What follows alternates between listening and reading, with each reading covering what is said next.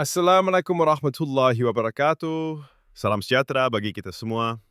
Perkenalkan, nama saya Muyanuddin, mahasiswa semester 6, Program Studi Sejarah Universitas Setia Budi Rangkas Bitung.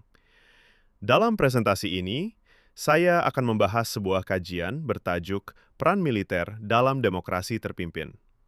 Topik ini penting untuk dikaji guna memahami bagaimana militer tidak hanya berperan dalam bidang pertahanan dan keamanan, tetapi juga memiliki pengaruh signifikan dalam dinamika politik nasional, khususnya pada masa demokrasi terpimpin 1959-1965.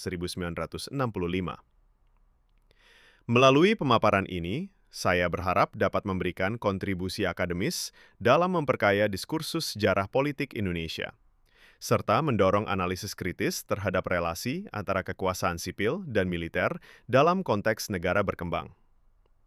Selanjutnya, mari kita telaah pembahasan ini secara lebih mendalam. Latar belakang demokrasi terpimpin. Setelah masa demokrasi parlementer dianggap gagal membawa stabilitas, Presiden Soekarno mengeluarkan Dekrit Presiden pada 5 Juli 1959 yang membubarkan Konstituante dan memberlakukan kembali Undang-Undang Dasar 1945. Dalam sistem demokrasi terpimpin, Soekarno memperkenalkan konsep Nasakom, yaitu nasionalisme, agama, dan komunisme, untuk menyatukan berbagai kekuatan politik. Sistem ini memberi Soekarno kekuasaan yang lebih besar. Peran militer dalam demokrasi terpimpin. Militer memainkan peran penting dalam mendukung langkah Soekarno. Mereka tidak hanya menjaga keamanan negara, tetapi juga aktif dalam politik dan ekonomi. Salah satu peran penting mereka adalah mendukung Dekrit Presiden. Selain itu, mereka juga mengambil alih perusahaan-perusahaan asing yang dinasionalisasi, terutama dari Belanda. Banyak tokoh militer kemudian masuk dalam kabinet dan struktur pemerintahan.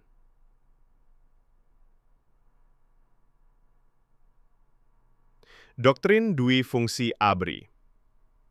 Salah satu konsep penting dalam masa ini adalah Dui Fungsi ABRI. Artinya, militer memiliki dua peran, menjaga pertahanan, keamanan, dan ikut terlibat dalam bidang sosial politik. Ini menjadi dasar bagi keterlibatan militer dalam urusan pemerintahan, ekonomi, bahkan pendidikan dan birokrasi.